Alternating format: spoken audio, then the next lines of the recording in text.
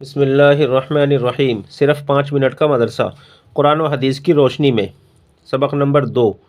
Number 1، اسلامی تاریخ۔ حضرت آدم علیہ السلام کا دنیا میں آنا۔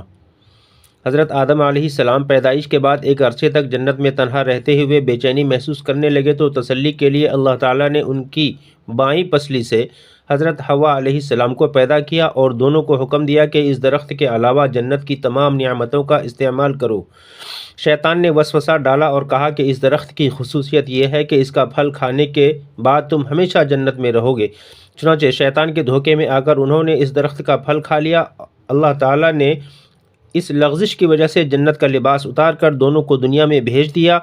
حضرت آدم علیہ السلام اپنی لغزش پر بہت شرمندہ ہوئے اور ایک مدت تک توبہ استغفار کرتے رہے، اللہ کے سامنے روتے رہے۔ پھر اللہ تعالیٰ نے ان کی توبہ قبول فرمائی اور دونوں دنیا میں زندگی گزارنے لگے۔ اس طرح حضرت آدم اور حوا علیہ السلام دنیا میں نسل انسانی کا سلسلہ شروع ہوا۔ اس طرح حضرت آدم و حوا سے دنیا میں نسل انسانی کا سلسلہ شروع ہوا۔ نمبر 2، حضور صلی اللہ علیہ وسلم کا معجزہ۔ آپ صلی اللہ علیہ وسلم کی ولادت کا معجزہ۔ عبد الرحمن بن عوف رضی اللہ عنہ اپنی والدہ شفا سے روایت کرتے ہیں کہ میری والدہ نے فرمایا، جب حضرت آمنہ کے بطن سے آپ صلی اللہ علیہ وسلم پیدا ہوئے تو میرے ہاتھوں میں آئے اور بچوں کے معمول کے موافق آپ صلی اللہ علیہ وسلم کی آواز نکلی تو میں نے کہنے والے کو سنا، کوئی کہہ رہا تھا رحمک ربک، اے محمد صلی اللہ علیہ وسلم آپ پر اللہ تعالیٰ کی رحمت ہو، اور پھر مشرق و مغرب کا درمیانی حصہ روشن ہو گیا، یہاں تک کہ میں نے ملک شام کے بعض محلات بھی دیکھے۔ نمبر 3، ایک فرض کے بارے میں۔ نماز و روزہ پچھلے گناہوں کا کفارہ ہے۔ رسول اللہ صلی اللہ علیہ وسلم نے فرمایا، 5 نمازیں اور جمعہ کی نماز پچھلے جمعے تک اور رمضان کے روزے پچھلے رمضان تک درمیانی اوقات کے تمام گناہوں کے لیے کفارہ ہیں، جبکہ ان اعمال کو کرنے والا کبیرہ گناہ سے بچے۔ نمبر 4، ایک سنت کے بارے میں۔ افطار کرنے کی دعا۔ جب آپ صلی اللہ علیہ وسلم افطار فرماتے تو یہ دعا پڑھتے، اللہم لک صمت وعلی رزقک افطرت۔ ترجمہ، اے اللہ میں نے تیرے لیے روزہ رکھا اور تیرے ہی دیے ہوئے رزق سے افطار کر رہا ہوں۔ نمبر 5، ایک اہم عمل کی فضیلت۔ رمضان کی فضیلت۔ رسول اللہ صلی اللہ علیہ وسلم نے رمضان کے متعلق فرمایا، یہ ایسا مہینہ ہے کہ اس کا اول حصہ اللہ کی رحمت ہے اور درمیانی حصہ مغفرت ہے اور آخری حصہ آگ سے آزادی ہے۔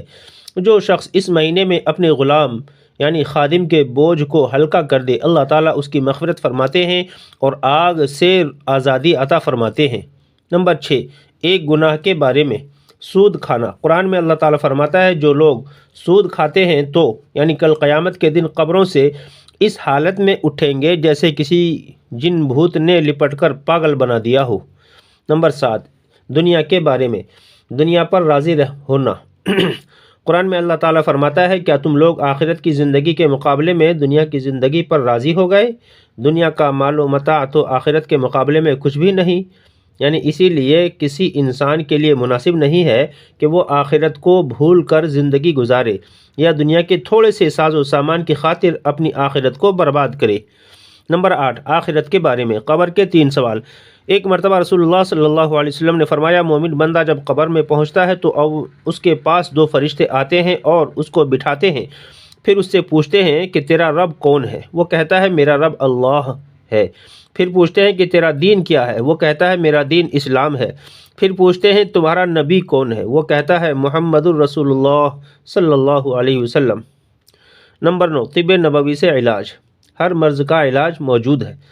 حضرت اسامہ رضی اللہ عنہ بیان کرتے ہیں کہ میں حضور صلی اللہ علیہ وسلم کی خدمت میں موجود تھا کہ کچھ دیہات کے باشندے آئے اور آپ صلی اللہ علیہ وسلم سے عرض کیا، یا رسول اللہ کیا ہم دوا کریں؟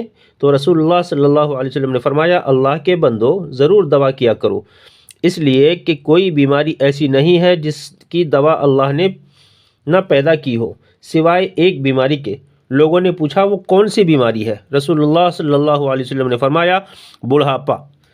نمبر 10، نبی صلی اللہ علیہ وسلم کی نصیحت۔ رسول اللہ صلی اللہ علیہ وسلم نے فرمایا، جب تم روزہ کھولو تو کھجور سے افطار کرو، کیونکہ یہ سراپا برکت ہے۔ اگر کھجور نہ ملے تو پانی سے روزہ افطار کرو، کیونکہ پانی یعنی ظاہر و باطن کو پاک کرنے والا ہے۔ اللہ تعالیٰ ہم سب کو عمل کی توفیق نصیب فرمائے۔